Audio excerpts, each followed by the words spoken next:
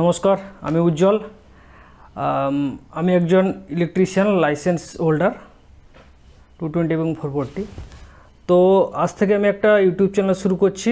এখানে আমি ইলেকট্রিক্যাল সমস্ত নলেজ দেব, টোটাল ইলেকট্রিক্যাল এবং বিভিন্ন টাইপের ইলেকট্রিক্যাল এক্সপেরিমেন্ট করে দেখাবো। তো খুবই ইন্টারেস্টিং হবে।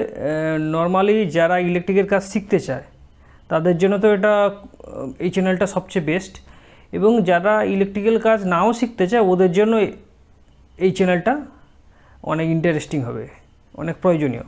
তার কারণ হচ্ছে এখানে আমি অনেক সেফটি সম্বন্ধে কথা বলবো। নর্মালি আমরা বাড়িতে সকাল থেকে সন্ধ্যা পর্যন্ত ইলেকট্রিক্যাল ইকুইপমেন্টস ইউজ করি, গিজার থেকে আরম্ভ করে ফ্রিজ, রেফ্রিজারেটর, ড্রিল মেশিন। তো এই সমস্ত ইলেকট্রিক্যাল ইকুইপমেন্টস যদি ইউজ করার আগে আমরা সেফটি সম্বন্ধে জেনে যাই, তাহলে এই সমস্ত ইলেকট্রিক্যাল ইকুইপমেন্টস থেকে অ্যাক্সিডেন্ট হওয়ার সম্ভাবনা অনেক কমে যাবে। তো এখানে এই চ্যানেলে নর্মালি যেটা হবে, ইলেকট্রিক্যালের সব কিছু নিয়ে আলোচনা হবে, বেসিক টু অ্যাডভান্স, এবং বিভিন্ন টাইপের ইলেকট্রিক্যাল এক্সপেরিমেন্ট যেটা আপনারা হয়তো কখনো দেখেননি। যাদের বয়স 18 থেকে নিচে তারা আমার এক্সপেরিমেন্টগুলো কেউ বাড়িতে ট্রাই করবেন না, কারণ ইলেকট্রিক্যাল খুবই ডেঞ্জারাস, এটা আমরা সবাই জানি। আর আমার ভিডিও দেখে কেউ যদি এক্সপেরিমেন্ট করতেও চায় তো মিনিমাম 18 বছরের উপরে হওয়া উচিত, এবং অবশ্যই দুজন যেন একসঙ্গেই থাকে, একা যেন না কেউ এক্সপেরিমেন্ট করে। কারণ আমি ভিডিও বানাচ্ছি, কেউ আমার ভিডিও দেখে এক্সপেরিমেন্ট করছে, তার মানে আমি এটাই বুঝে নিচ্ছি যে সে ইলেকট্রিক্যালে একদম নতুন। তো যদি বাই চান্স কিছু অ্যাক্সিডেন্ট হয়ে যায় তাহলে কি হবে? তো একজন যদি কিছু হয়ে যায় আর একজন থাকলে পাওয়ারটা অন্তত অফ করে থাকবে। অবশ্যই আমি সেফটি সম্বন্ধে অনেক কিছু বলবো, যে ইলেকট্রিক্যালে যে কোনো কাজ করার আগে কী কী সেফটি নেওয়া উচিত। তো আজকে প্রথম ভিডিওতে বেশি কোনো এক্সপেরিমেন্ট দেখাবো না, জাস্ট আমি সেফটি সম্বন্ধে কিছু কথা বলে নিচ্ছি। তো ইলেকট্রিক্যাল কাজ করতে গেলে ইলেকট্রিক্যাল সেফটি তো আমাদের নিতেই হবে। তো সেফটিতে আমরা কী কী নিতে পারি? সবার প্রথমে টেস্টারই আমাদের বলে দেবে যে কোথায় কারেন্ট আছে আর কোথায় কারেন্ট নেই। ক্লিয়ার? আচ্ছা, আমি যে টেস্টারটা ইউজ করছি ওটা টাপারিয়া 813, কোনো রেকমেন্ডেশন নয়। নর্মালি আমরা এই মডেলটা ইউজ করি কারণ এটা মজবুত, টেস্টার স্ক্রুড্রাইভার দুটোরই কাজ হয়ে যায়। টাপারিয়া 813, এটা দেখতেই পাচ্ছেন। এক মিনিট, দেখা যাচ্ছে না সম্ভবত দেখা যাচ্ছে না। তো এছাড়া আছে ইলেকট্রিক্যাল যে কোনো কাজ করার সময় আমাদের প্লায়ার ইউজ করতে হবে। অনেকে দেখেছি হাত দিয়ে তার জুড়ে দেয়, এটা কখনোই করা উচিত নয়, খুবই ডেঞ্জারাস। তো একটা প্লায়ার ইউজ করতে হবে। অনেকে এটাকে প্লাসও বলে, কিন্তু অ্যাকচুয়ালি এর নাম হচ্ছে প্লায়ার। এবং প্লায়ারের এই যে ইনসুলেটেড পোর্শনটা আছে এটা যাতে লিক না হয়। ক্লিয়ার? লিক হলে প্লাস টাইট করতেই আমি শক খেতে পারি। আচ্ছা, এরপরে আর একটা জিনিস হচ্ছে সেফটি গ্লাভস।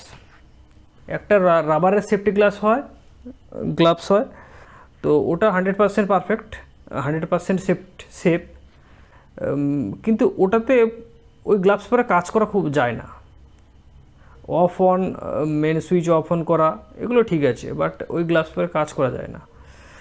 তো এই গ্লাভস আপনার অনলাইনে পেয়ে যাবেন।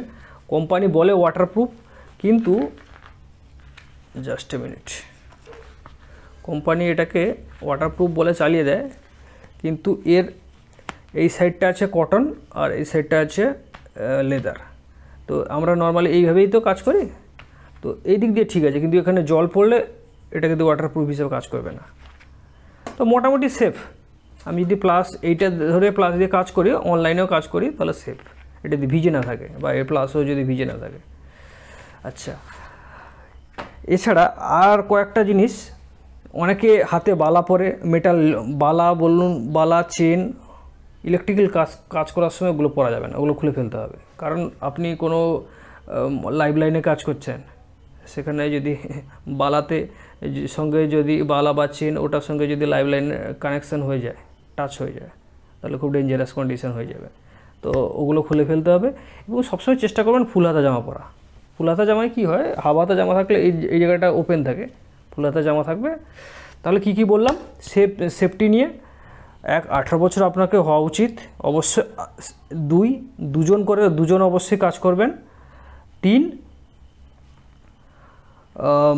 প্লাস যে কোনো তারকে জয়েন করার সময় প্লাস ইউজ করবেন এবং প্লাসটা যাতে প্লাসের ইনসুলেটেড পোর্শনটা যাতে ঠিক থাকে।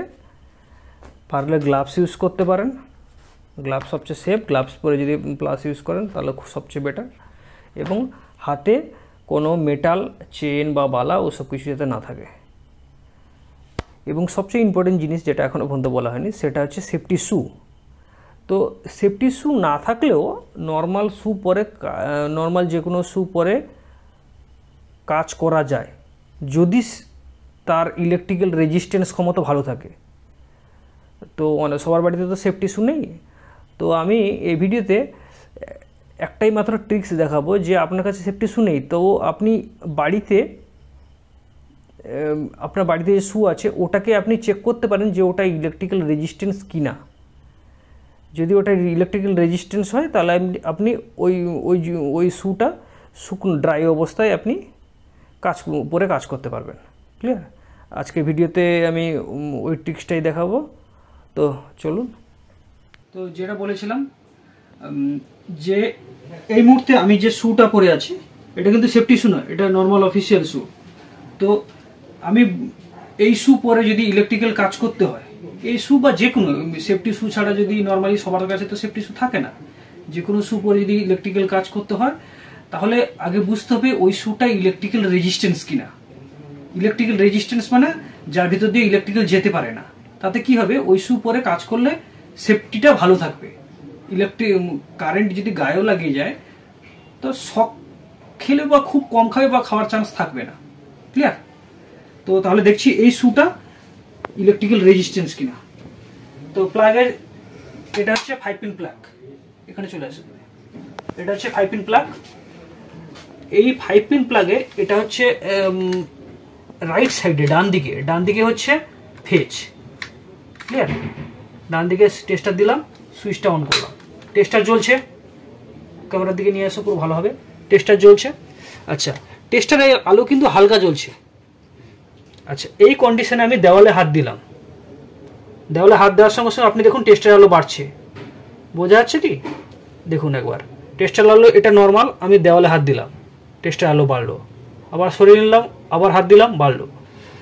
এর কারণ হচ্ছে যখন আমি দেওয়ালে হাত দিচ্ছি না তখন ফেজ টেস্টারের ভেতর দিয়ে, আমার বডির ভেতর দিয়ে, শ্যু ভেতর দিয়ে নিচে কারেন্ট ফ্লো করছে।